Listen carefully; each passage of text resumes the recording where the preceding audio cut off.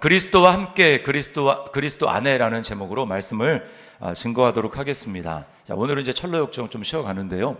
오늘 2부에 세례식이 있기 때문에 그 세례식에 맞는 말씀을 좀 제가 준비했습니다. 그래서 예수님을 믿더라도 예수님 밖에 있는 삶이 얼마나 참 안타까운 삶인지, 비참한 삶인지, 그리고 예수님 안에 있다는 것이 얼마나 복된 일인지를 우리가 다시 한번 기억했으면 좋겠습니다. 2부에 이제 세례식이 있는데 세례 간증을 이제 우리 두 분이 받지 않습니까? 간증을 다 할 텐데 여러분이 나중에 이제 영상으로 꼭 그 세례 간증을 보시기를 바랍니다.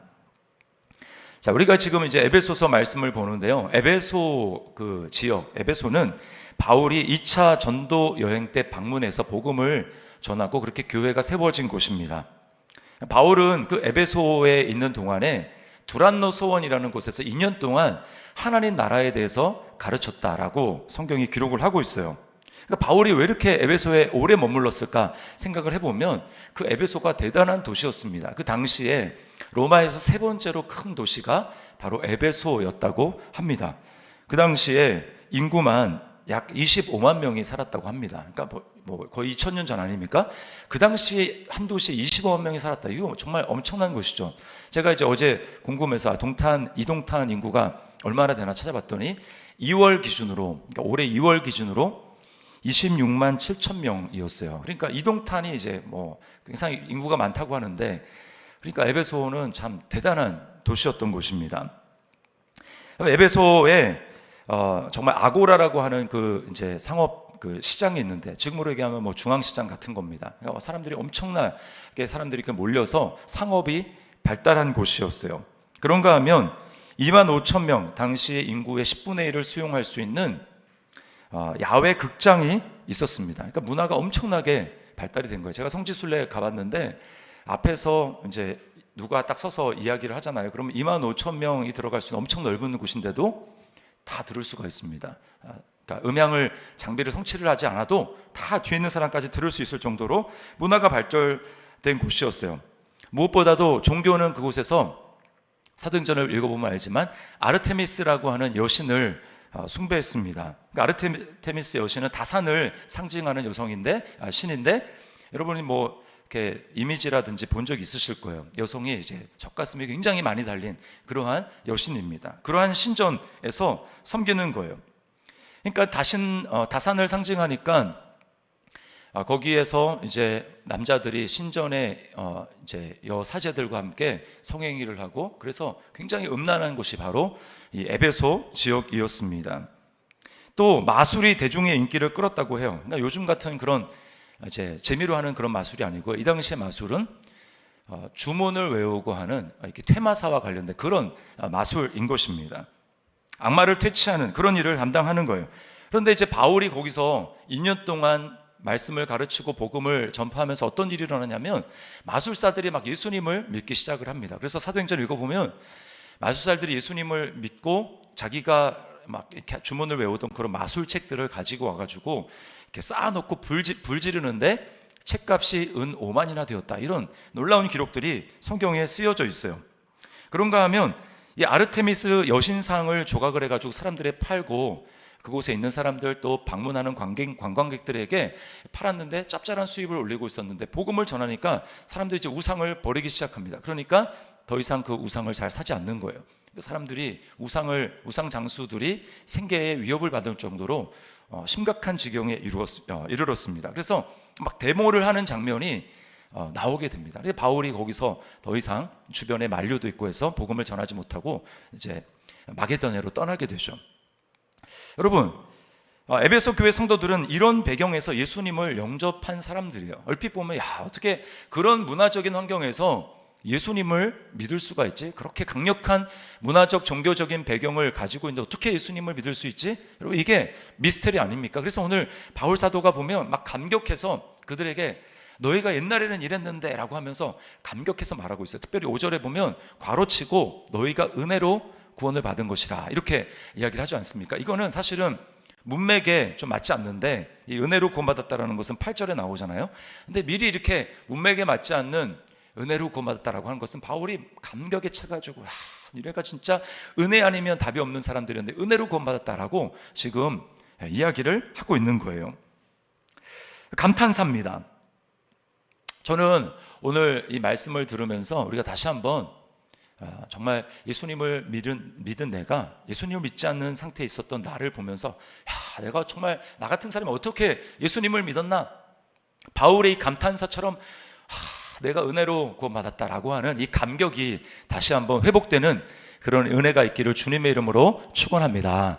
자, 먼저 바울은 예수 그리스도 밖에 있었던 삶에 대해서 이야기를 하는데요, 예수 그리스도가 없는 삶은 자유가 없는 노예 상태라는 것을 말하고 있습니다. 자, 1절에 보니까 허물과 죄로 죽었던 너희라고 이야기를 해요.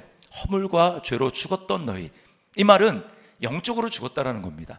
하나님에 대해서, 다른 것에 대해서는 다 반응을 할 수 있게 살아있는 존재였는데 하나님께 대해서만 아무런 반응도 할 수 없는 그런 하나님에 대해서 죽어있는 존재라고 하는 거예요.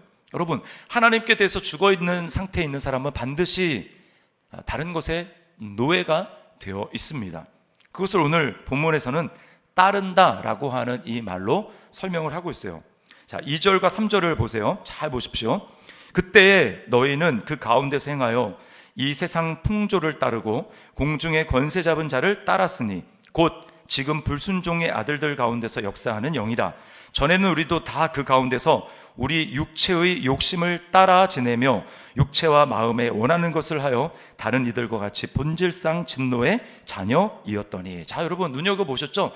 무엇을 따른다고 합니까? 세 가지를 얘기를 하는데, 이 세상 풍조를 따르고 공중의 권세 잡은 자를 따르고 그 다음에 육체의 욕심을 따른다라고 이야기를 합니다. 여러분, 여기서 이 따르도록 노예 상태로 이끄는 가장 근본적인 존재가 바로 이 공중의 권세 잡은 자입니다. 공중의 권세 잡은 자는 마귀를 이야기하는 거예요. 마귀는 악한 영들, 귀신들의 두목입니다. 원래는 아주 영광스러운 존재, 천사로 하나님으로부터 지음을 받았는데 그 타락하게 된 배경이 아담과 하와랑 똑같아요. 먼저 타락했죠. 그래서 하나님의 그 영광의 자리를 넘보고 교만하다가 하나님 앞에서 쫓겨나게 된 것입니다. 그리고 쫓겨나올 때 그 마귀와 함께 가담해서 하나님의 자리를 찬탈하려고 빼앗으려고 했던 그런 천사들 3분의 1이 함께 쫓겨났다고 성경이 기록을 해요. 그것이 바로 성경에서 귀신이고 악령이라고 이야기하는 것입니다. 사람이 죽어서 원귀가 되는 게 아니라 귀신은 원래 천사인데 타락한 천사를 이야기를 하는 거예요. 자, 마귀는 하나님의 보좌를 차지하려는 노력이 실패하자 그 다음에는 이 땅을 다스리려고, 이 땅의 왕이 되려고 합니다. 그러나 문제는 무엇입니까? 이 땅을 다스리는 왕이 이미 존재하고 있었다는 거예요. 그게 누굽니까? 아담이죠. 하나님이 아담에게 세상을 다스릴 수 있는 통치의 권세를 주셨어요. 그래서 하나님의 형상대로 지음받은 아담과 하와에게 생육하고 번성하고 땅에 충만하고 땅을 정복하고 다스리라, 이렇게 말씀을 하셨습니다. 그래서 하늘을 보좌를 차지하지 못한 이 마귀는 아담과 하와를 깨어서 이 땅을 다스리는 통치자가 되기를 원했다라는 것입니다. 그래서 하나님을 주인으로 삼지 말고 너희가 스스로 주인이 되어라, 너희가 스스로 하나님이 되어라, 이렇게 유혹을 한 것이죠. 선악과를 먹지 말라는 창조주 하나님의 명령을 거스리고 그들은 선악을 알게 하는 나무의 열매를 먹었습니다. 마귀의 유혹대로 한 것이죠. 자, 그렇게 하면 하나님이 되고, 그렇게 하면 모든 사슬에서 자유로워서 자기들이 무한대의 자유를 누릴 수 있을 것 같았지만 결과는 정반대였습니다. 자유가 아니라 마귀의 종이 된 거예요. 마귀의 종이 됐습니다. 마귀는 지금도 사람들을 유혹합니다. 사람들을 하나님으로부터 멀어지게 만들고 유혹해서 자신의 종으로 부리는 것입니다. 예수님이 다시 오셔서 죄로 물든 이 세상, 그것을 죄를 완전히 심판하시기 전까지는 마귀는 이 일을 계속 할 거예요.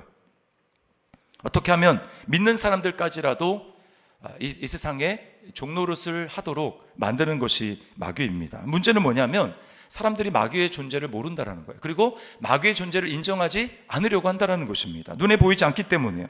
안타까운 것은 교회를 다니는 사람들 중에서도 지식적으로는 그 마귀를 인정할지 모르지만 그래서 이런 태도로 일관하는 분들이 있다라는 것입니다. 여러분, 마귀가 어떤 식으로 사람들에게 일하고 노예로 만듭니까? 오늘 본문에 보니까 두 번째 따르는 것이 바로 이 세상의 풍조를 따르게 한다라고 이야기를 합니다. 이 세상의 풍조라는 것은 세상의 유행, 문화, 가치관을 따른다라는 것을 말하는 거예요. 마귀는 사람들의 생각에 영향을 줄 수 있습니다. 그래서 성경이 뭐라고 얘기합니까? 가룟 유다의 마음에 예수님을 팔 생각을 넣은 존재가 바로 마귀라고 이야기를 하는 것이죠. 그러니까 보십시오.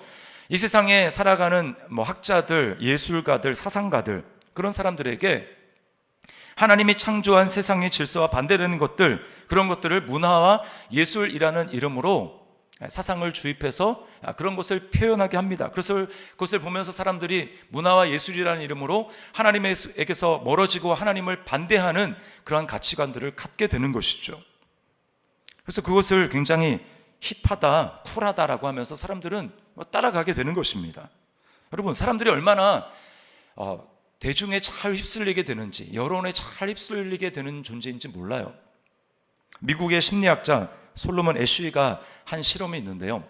좀 오래된 실험입니다. 두 장의 카드가 있어요. 그 카드에는 이제 선분이 그려져 있습니다. 한 장의 카드에는 선분 하나가 그려져 있고, 나머지 다른 한 카드에는 선분이 세 개가, 길이가 다른 선분이 그려져 있어요. 그리고 그 중에 한 그 선분만 첫 카드에 그려진 선분과 길이가 같습니다.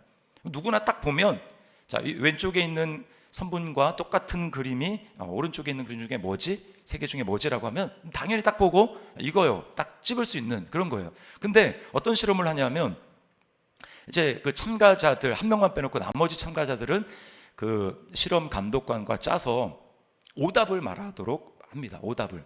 그리고 맨 마지막에 대답하는 사람만 이제 모르고 이제 대답을 하게 되는 거예요. 앞에 있는 모든 사람들이 다 오답을 얘기를 합니다. 그러면요, 마지막에 이제 모르고 실험에 참여하는 그 사람은 놀랍게도 반복해서 실험을 하는데 참여한 사람의 3분의 1이 오답을 얘기를 하더라는 거예요. 오답을. 분명히 눈에 보기에는 이게 정답인데 사람들 앞에 있는 사람들이 다 그렇게 말하니까 자기도 거기에 따라서 오답을 얘기하더라는 것입니다. 이게 뭘 얘기를 하냐면, 우리에게는 사람들에게 동조하고자 하는 성향이 있다라는 거예요. 동조 성향이 사람들에게 있다라는 것입니다. 여러분, 그러니까 잘못된 것이라도 분위기를 따라가는 존재라는 것이죠. 간단한 실험 하나에 사람들이 이렇게 동조를 하게 된다면, 여러분, 다른 것은 말할 필요가 없는 것입니다. 예를 들어서 요즘에 이제 베스트셀러로 꼽히는 것들, 이제 그 이스라엘 사람인데 히브리 대학의 교수죠. 역사학과 교수인데 유발 하라리라고 하는 사람이 있습니다. 이 사람이 무신론 학자예요. 근데 그 사람이 사피엔스, 호모데우스 등등 수많은 베스트셀러들을 내고 있는데, 거기에서 어떤 주장을 하냐면, 사람들에게 인지혁명이 일어나서 이제는 추상적인 것들을 생각할 수 있는 힘이 생겼다는 거예요. 그래서 우리가 오늘날 신이라고 여겨지는 그런 존재는 실제로 존재하는 존재가 아니라 사람들이 인지혁명으로 추상적으로 관념적으로 만들어낸 개념에 불과하다, 이렇게 이야기를 합니다. 자, 그러면 그 사람이 굉장히 학식이 있죠. 그리고 베스트셀러로 많은 사람들이 그것을 추종합니다. 그러면 자기도 모르게 그냥 그런가? 라고 하면서 따라가게 된다라는 거예요. 여러분, 이것이 바로 이 세상의 풍조를 따르는 사람들의 모습이라는 것입니다. 자, 그런가 하면 마귀는 또 우리의 육체의 욕심을 따르게 합니다. 육체의 욕심. 자, 여기서 육체는 하나님을 대적하는 성향을 얘기를 하는 거예요. 그냥 이제 그 몸만 얘기를 하는 게 아니고요, 중립적인 신체를 얘기를 하는 게 아니라 신체와 함께 하나님을 대적하는, 반대하는 성향을 얘기를 하는 것입니다. 자, 아담과 하와가 하나님을 반역하고 나서 죄는 점점 세상에 빽빽하게 들어차게 됩니다. 아담을 통해서 죄가 들어왔지만, 이제 아담의 밑에 후손들 중에 계보가 둘로 나뉘게 돼요. 아벨은 죽었잖아요. 아벨과 가인인데 아벨이 죽었기 때문에 하나님이 대신 주신 아들이 셋입니다. 그래서 셋의 계보가 쭉 내려가고, 그 다음에 가인의 계보가 쭉 내려갑니다. 셋의 계보는 그래도 하나님의 이름을 부르면서 하나님을 섬기려고 하는 믿음을 가지고 있는 계보였어요. 그런가 반면에 그 가인의 계보는 따로 성을 만들면서 하나님을 거부하는 그런 이제 불신의 세대가 됩니다. 그런데 처음에는 그 셋의 계보가 하나님을 잘 섬기는 그런 모습을 보여지는데요, 이제 노아 정도 시대에 와서 몇 세대가 내려간 다음에 어떤 일이 있냐면, 이제 셋의 그 계보에 있는 사람들을 하나님의 아들들이라고 표현하고, 가인의 계보에 있는 사람들을 사람의 아들들이라고 표현을 합니다. 근데 어떤 일이 일어나냐면 이제 믿음의 사람들끼리 결혼을 하고 그렇게 해야지 되는데 이제 더 이상 그렇게 하지 않는 거예요. 눈에 보기 좋은 대로, 내 마음에 욕망이 가는 대로 그렇게 좋아 보이는 사람들을, 믿음이 없어도 하나님을 거부해도 그런 사람들을 아내로 취하는 것입니다. 그래서 하나님은 노아 시대에 이렇게 말씀을 하셨어요. 창세기 6장 3절 말씀 우리 같이 한번 읽어보겠습니다. 시작. 여호와께서 이르시되 나의 영이 영원히 사람과 함께 하지 아니하리니 이는 그들이 육신이 됨이라. 자, 여기 육신, 이 말이 오늘 본문에서 얘기하는 육체라고 하는 말이랑 사실은 똑같은 말입니다. 육신, 그냥 고기 덩어리에 지나지 않는 본능대로 행하는 짐승과 다를 바가 없는 그런 존재가 되어버렸다라는 거예요. 옳은 것을 따르기보다 내가 하고 싶은 대로 눈에 보기 좋은 것을 따르는 본능에 충실한 삶으로 사람들이 전락해버렸다는 것입니다. 여러분, 우리 안에도 이런 육체의 욕심이 수시로 작동을 합니다. 욕심, 여기서 욕심이라고 얘기하는 것은 쉽게 얘기하면 이제 어떤 갈망이라고 얘기를 할 수 있어요. 근데 우리 안에 있는 이 욕구는, 여기 이제 욕심이라고 해서 약간 부정적인 뉘앙스로 쓰였지만 우리 안에 있는 여러분 욕구는 때때로는 굉장히 정당한 것입니다. 우리가 예수님 믿으면 뭐 그렇게 안 좋은 욕구를 추구하지 않잖아요. 선하고 좋은 거예요. 예를 들면 뭐가 있습니까? 내가 건강한 몸을 만들어야지, 또 뭐 새로운 컴퓨터를 좀 사야지, 또는 뭐 내가 좀 커리어에서 좀 성공해야지, 또 자녀들이 좀 예의 바른 아이들이 됐으면 좋겠다, 또 공동체에서 좀 인정을 받았으면 좋겠다, 이런 것들은 그냥 정당한 그런 욕구들입니다. 자체로는 좋은 거예요. 근데 이제 언제부터 문제가 되기 시작하냐면 이게 이제 어떤 기준을 넘어가면서부터 문제가 되기 시작합니다. 그 욕구가 처음에는 나 그게 좀 있었으면 좋겠다, 이럴 때는 그냥 괜찮아요. 근데 이게 반드시 이제 나는 이게 반드시 있어야 되겠어, 내가 좀 행복해지려면 이것이 나에게 반드시 필요해 라고 하면서 그것을 내가 반드시 가져야 하고, 그리고 나는 그것을 가질 만한 그런 권리가 있다라고 생각하고 그것을 주장하게 될 때부터, 그때부터 문제가 됩니다. 그러면요, 그때부터 그 욕구가 나를 통제하고요, 나를 지배하기 시작해요. 실제로는 그 욕구가 내 하나님이 되는 겁니다. 하나님이 계심에도 불구하고 내가 그것에 사로잡혀 있는 동안에는 그게 하나님이 되는 거예요. 종교개혁자 루터가 이렇게 말을 했습니다. 우리가 선한 것을 위해서 또는 필요시에 피난처를 위해서 바라보는 대상은 그것이 무엇이든 신일 수밖에 없다. 당신이 마음을 주고 당신의 존재를 맡기는 것은 무엇이든지 그것이 진정 당신의 신이라는 것이다. 그 욕망이 처음에는 건전한 욕구였는데 이것 없으면 안 된다라고 그것을 요구하기를 시작하고, 나는 그것 없으면 안 된다, 반드시 있어야 된다 라고 하는 것으로 주장하기 시작할 때부터 그게 내가 처음에는 그것을 바랐는데 그렇게 되는 순간 그것이 나를 통제하고 지배하기 시작한다는 것입니다. 그러면 나는 거기에 내 시간과 충성을 바쳐야 됩니다. 그것을 이루기 위해서. 여러분, 그런 삶에 어떻게 진짜 자유가 있겠습니까? 자유가 없어요. 미국의 포스트 모더니즘 소설 작가인 데이빗 포스터 월리스라는 사람, 이 사람은 예수님을 믿는 사람이 아닙니다. 무신론자예요. 이 사람이 뭐라고 얘기했냐면 이렇게 말을 합니다. 모든 사람들은 무엇인가를 위해 살아갑니다. 당신은 돈을 위해 살지도 모르지만 결코 만족하지 못할 겁니다. 당신은 아름다움과 성적인 매력을 위해 살지 모르지만 늘 못났다고 느낄 겁니다. 당신은 권력을 위해 살지도 모르지만 늘 약하다고 생각하고 두렵고 점점 더 권력을 원하게 될 것입니다. 당신은 지성을 숭배하며 스마트하게 보이는 것을 위해 살지도 모르지만 결국 늘 멍청하다고 느끼게 될 것입니다. 내가 무엇을 위해서, 그것을 위해서 내 삶을 드리며 살아가게 될 때 절대로 만족을 할 수 없고, 자기는 오히려 그 반대로 내가 원하는 것에 반대로 느낄 수밖에 없다라는 거예요. 여러분, 이게 안 믿는 사람도 이것을 깨닫습니다. 우리가 무엇인가를 위해서 살아가게 될 때 필연적으로 우리에게 그렇게 따라온다는 거예요. 우리는 절대로 자유로움을 경험할 수가 없습니다. 우리 여러분에게 자신에게 진지하게 한번 질문을 해보면 좋겠습니다. 나는 어떤 가짜 신을 내가 종종 섬기는가? 내가 섬기고 있는 가짜 하나님은 무엇인가? 여러분이 따르는 육체의 욕심은 무엇입니까? 그걸 발견해야 돼요. 그걸 발견하고 직면해야 나는 없습니다. 그러면 여러분 우리가 진짜 복음 안에서 자유를 누리지 못합니다. 그러나 그 나에게 때때로 정말 하나님 노릇을 하고 있는, 그래서 나도 모르게 그것을 하나님이라고 섬기는 그것을 직면하고 발견해야 우리는 진짜 자유로워질 수 있기 때문에 그런 거예요. 자, 제가 몇 가지 질문을 던져볼 테니까 여러분이 마음속에 한번 잘 보시기 바랍니다. 아침에 눈을 뜨면 내 마음에 처음 자리 잡는 생각은 무엇이며 밤에 마지막으로 생각하는 것은 무엇입니까? 만약 이것만 있다면 정말 행복할 텐데 라고 생각하는 여러분에게 이것은 무엇입니까? 무슨 대가를 치르더라도 지키고 싶거나 또는 반대로 무슨 대가를 치르더라도 피하고 싶은 것은 무엇입니까? 어떤 특정한 욕구나 조건이 채워지지 않을 때 여러분은 분노하고 좌절하거나 염려합니까? 이 모든 것들이요 다 뭘 가리키고 있냐면 나에게 가짜 신으로 작동하는 것을 얘기를 하는 겁니다. 그것이 실제로 나에게 하나님 노릇을 하는 대상이라는 거예요. 여러분, 우리가 진짜가 아닌, 진짜 하나님이 아닌 가짜 하나님을 숭배하게 될 때 우리는 하나님의 진노를 경험하게 됩니다.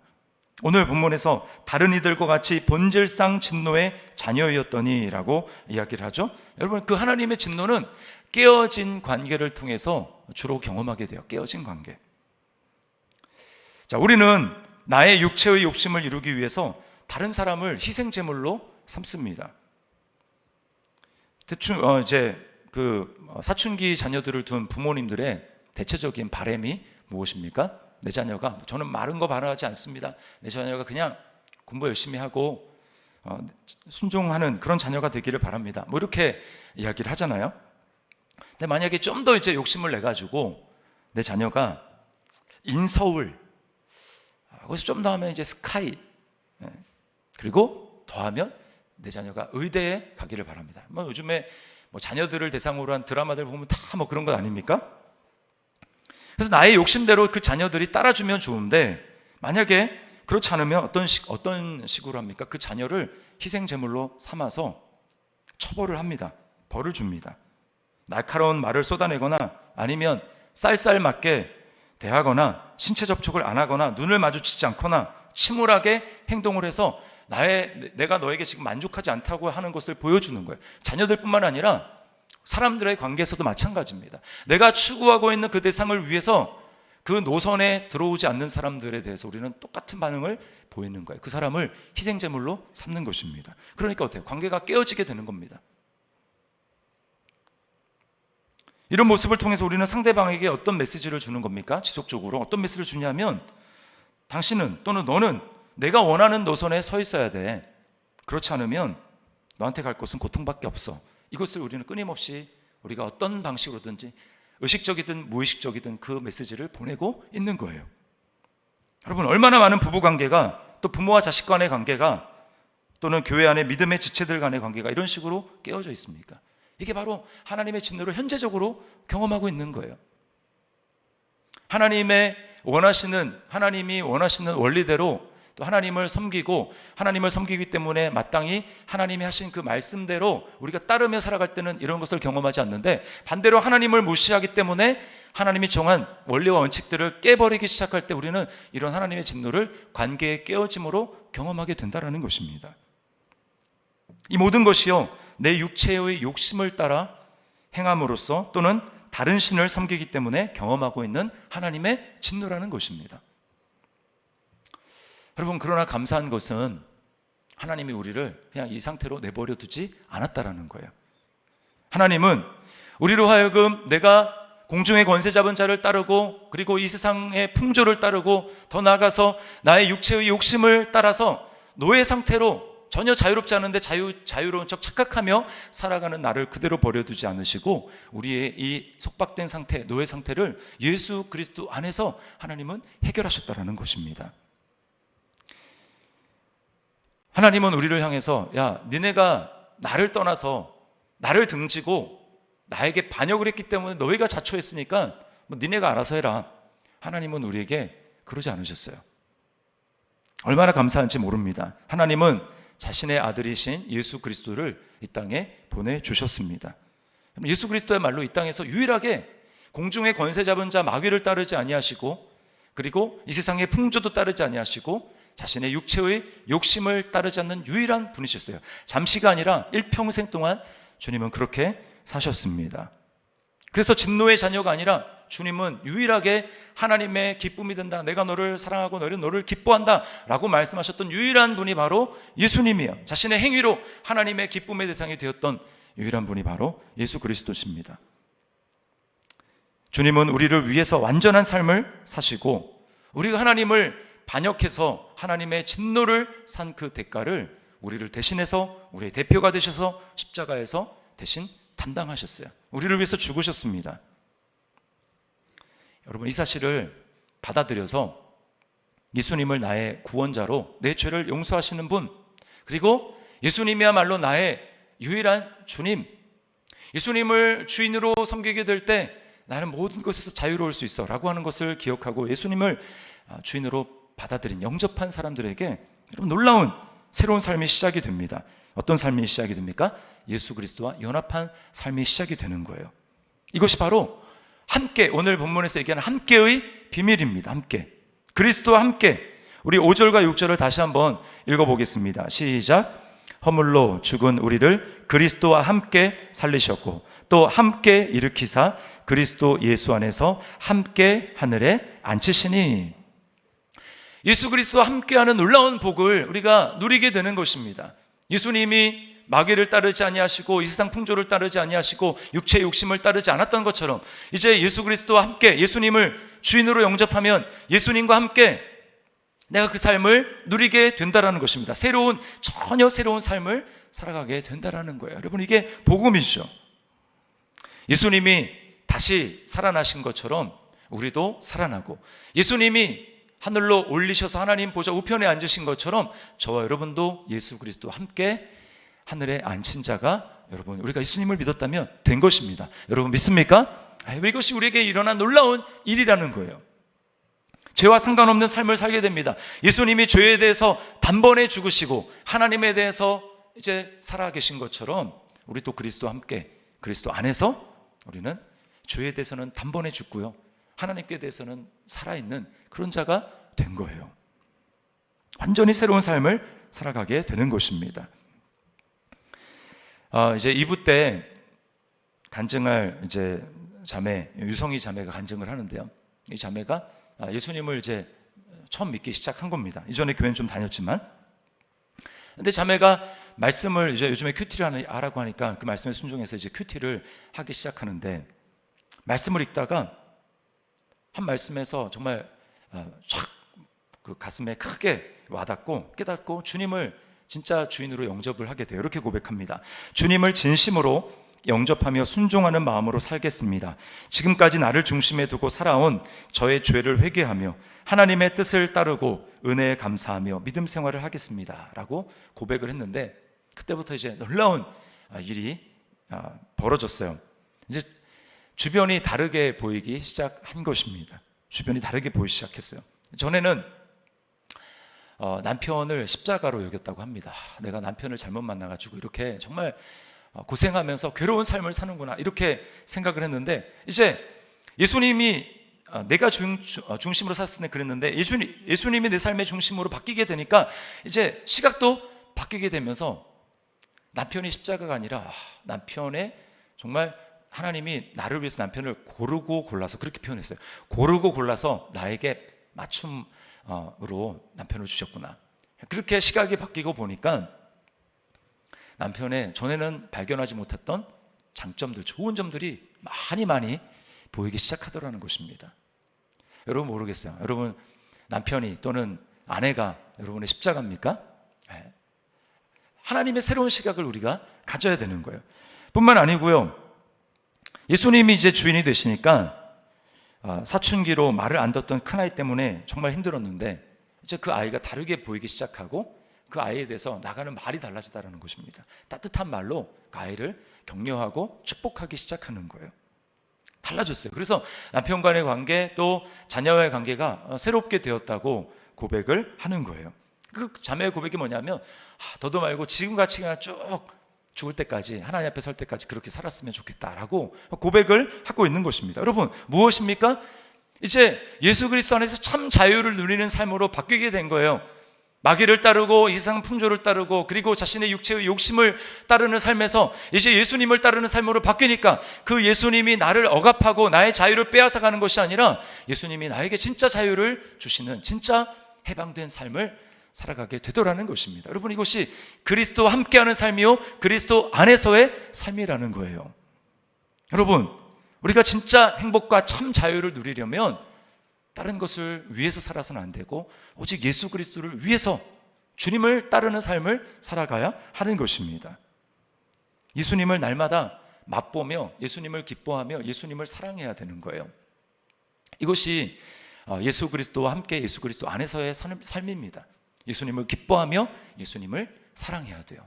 저는 예수님을 믿습니다. 이 정도로 안 되고 예수님께 더 가까이 나고 주님을 사랑해야 됩니다. 주님을 기뻐해야 됩니다. 주님으로 만족해야 합니다. 그럴 때요 우리는 모든 속박으로부터 자유하게 되는 거예요. 미국의 존 파이퍼 목사님, 유명하신 목사님이죠. 목사님이 이런 말씀을 하셨어요. 죄는 당신이 하나님 안에서 충분히 만족하지 못할 때 행하는 어떤 것입니다. 죄는 뭐라고요? 당신이 하나님 안에서 충분히 만족하지 못할 때 행하는 어떤 것입니다. 그러니까 우리가요 예수님을 믿더라도 예수님 안에서 날마다 만족하고 예수님 안에서 날마다 기뻐하고 예수님을 날마다 사랑하고 내 마음을 다해서 하나님을 사랑하게 될 때 우리는 진짜 죄로부터 죄의 영향력으로부터 자유롭게 살 수 있다는 거예요. 그러나 반면에 내가 예수님으로부터 충만하게 누리지 못하고 예수님을 먹고 마시고 예수님으로 기뻐하지 못하게 될 때 반대로 우리는 다른 것에 끌리게 된다는 겁니다. 내가 배가 고프니까 다른 먹을 것을 찾아 나선다는 거죠. 근데 그건 먹을 거가 안 된다는 거죠. 계속 우리를 배가 고프게 만든다는 거예요. 그러므로 여러분 기억하십시오. 예수 그리스도 함께 예수님 안에 사는 삶은 이제 내 마음을 전심으로 예수님께 드려서 주님 한 분만 사랑하며 내가 주님 한 분 안에서만 기뻐하며 내가 주님 한 분만을 기뻐하며 살아가겠습니다 라고 하는 고백인 거예요. 주님을 더 사랑해야 됩니다. 우리는 그런 존재로 부름을 받은 거예요. 이제 예수님 안에서 여기에 참 양식이 있고 여기에 참 자유가 있으니 다른 데 돌아보지 말고 그분 한 분에게 올인해라. 그것은 우리를 속박하는 삶이 아니고요. 그렇게 할 때만 우리는 진짜 자유를 누릴 수 있습니다. 그래서 주님이 우리에게 마음을 다하고 뜻을 다하고 성품을 다하고 힘을 다하고 목숨을 다해서 하나님을 사랑하라 라고 하는 것은 너무 부담스럽다. 하나님 우리를 어떻게 이렇게 올가맬 수 있지? 그런 게 아니고요. 우리 이미 다른 것에 속박되어 살아가는 우리에게 하나님이 너에게 그럴 때 참 자유가 있어 라고 말씀하시는 것입니다. 오늘 이 말씀을 기억하고 우리에게 참 자유를 주시는 그 주님, 내가 예수님을 믿기 전에는 진짜 자유가 없는 삶이었는데 내가 따르는 삶을 살았는데 그러나 이제는 그리스도 안에서 그리스도를 따르는 삶으로 나를 인도해 주신 주님께 감사합니다. 내가 주님을 사랑하겠습니다. 내가 주님만으로 기뻐하겠습니다. 그렇게 주님께 감사하고 주님을 전심으로 사랑하는 그리스도와 함께 그리스도 안에 살아가는 우리 저와 여러분의 삶이 될 수 있기를, 그래서 날마다 주님으로 기뻐하는 우리 삶이 될 수 있기를 주님의 이름으로 축원합니다. 우리 말씀을 기억하면서 우리 은혜 아니면 이 찬양 우리 하나님 앞에 드리겠습니다. 내가 예수님 믿기 전에 캄캄한 가운데 헤매고 그렇게 살아갔는데 이제는 예수 그리스도 안에서 내가 참 길을 찾았습니다. 참 생명을 찾았습니다. 빛을 찾았습니다. 날마다 이 빛 가운데 걸어가겠습니다. 우리 찬양 하나님 앞에 나의 고백으로 드리도록 하겠습니다.